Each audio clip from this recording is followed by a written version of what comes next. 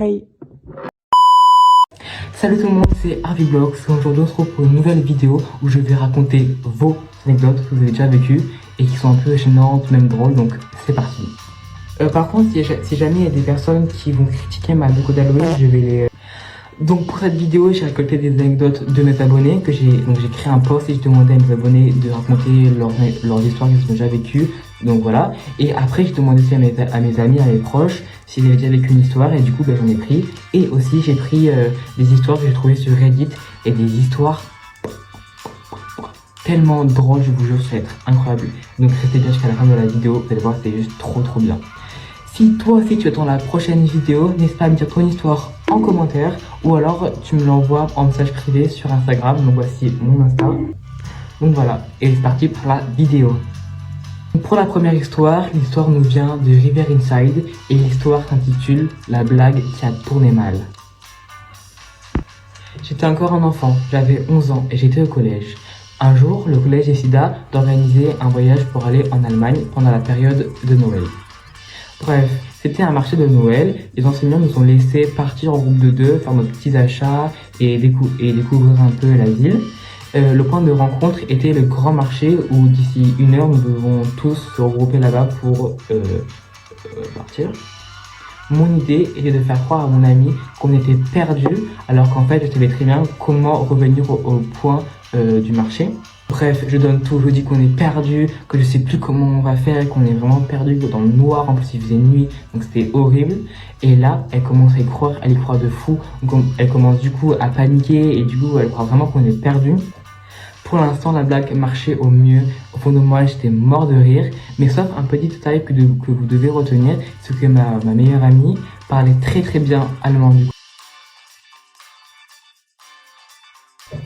À ce moment-là, j'ai paniqué, j'ai pris la main de mon ami en lui disant de courir. Il a essayé de nous rattraper, mon ami par le bras et avec force.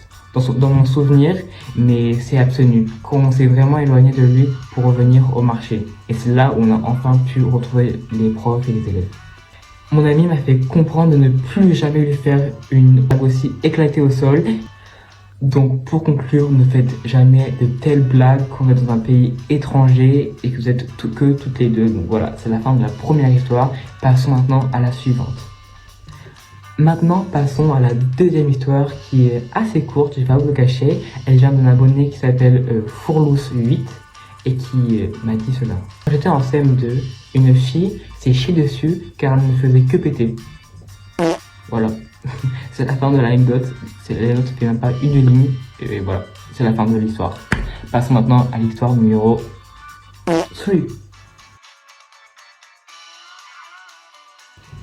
Donc comme on ne pouvait pas sortir, on a décidé de faire une partie de cartes de 8 américains plus précisément. Donc, on joue, on s'amuse pas mal, on se donne mutuellement des gages chaque fois que quelqu'un perd. C'est bon enfant, les forces sont surtout genre du style mets un gant en toilette froid dans ton slip ou mange un truc ultra piquant, des gages basiques que tout le monde fait.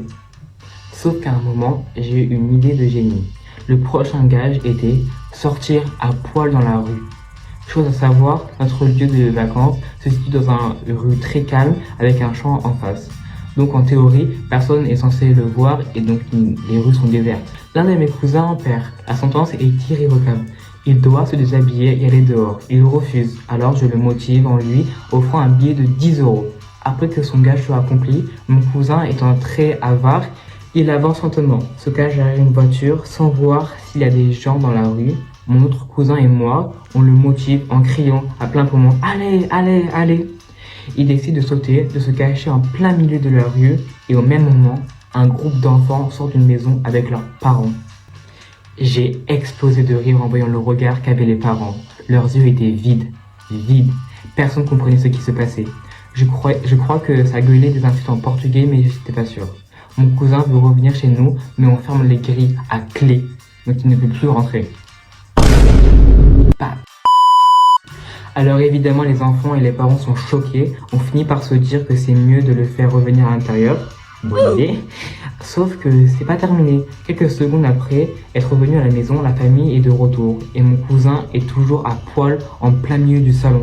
pendant 15 minutes à gueuler dans la baraque en nous demandant pourquoi il était à poil et surtout pourquoi des enfants parlaient d'attarder tout nus qui se baladent dans les rues. Ils ont très vite compris ce qui s'est passé. Mon autre cousin et moi, on est remontés dans notre chambre pendant que l'autre nudiste se faisait allumer par la famille en bas. Info bonus, je ne lui ai jamais rendu les 10 €. Tu es un gros bâtard. Donc c'était la fin de l'histoire numéro 3. J'espère que vous avez plu. Moi, je sais qu'elle m'a fait beaucoup rire. J'avoue, c'est une de mes préférées. Elle est juste muy caliente. J'adore. Et donc pour la dernière histoire, l'histoire s'intitule Herbe. Donc pour la 4e histoire, j'étais au lycée, j'étais au primaire, donc j'ai été en CM2 et un jour, mon frère avait un match de foot dans un stade et j'avais un ami et où son frère aussi venait l'accompagner comme moi. Donc on est parti un peu derrière dans la pinette parce qu'il y avait un peu des herbes, etc., des petits coins cachés. Donc on discutait, on jouait ensemble, tout allait bien jusqu'au moment où j'ai eu l'excellente idée. Si jamais on n'arrivait pas à faire, enfin celui qui n'arrivait pas à faire l'action que j'allais donner était obligé de manger une herbe et évidemment j'ai perdu. Donc j'ai perdu le gage que j'avais donné, donc c'est vraiment un gros karma. Et donc j'ai pris une herbe et je l'ai mangée et je vous jure à cet instant-là, l'herbe est restée coincée dans ma gorge, elle est restée coincée juste ici et j'arrivais plus à avaler. Enfin, je vous jure, la sensation était horrible. Donc moi, qu'est-ce que j'ai fait? J'ai couru voir ma mère. Et donc j'ai pris de l'eau, j'ai tout avalé, mais ça n'a rien fait. Et donc je vous jure, j'avais la gorge en fuego. Je vous jure, j'avais trop mal, j'arrivais pas à avaler, c'était juste horrible. Et donc après, j'ai dû faire avec, je l'ai pas dit à mes parents ni rien.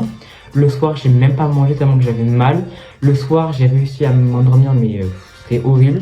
Et l'herbe était toujours coincée dans ma gorge, je sais pas comment c'est possible.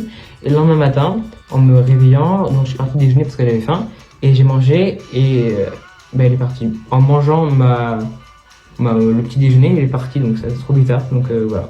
Mais tant mieux pour moi. Et donc voilà, c'est la fin de la 4e histoire que j'ai lue, donc j'espère que ça vous a plu, moi, elle m'a beaucoup fait rire. Donc c'est la fin de cette vidéo, si jamais elle vous a plu, n'hésitez pas à liker, à commenter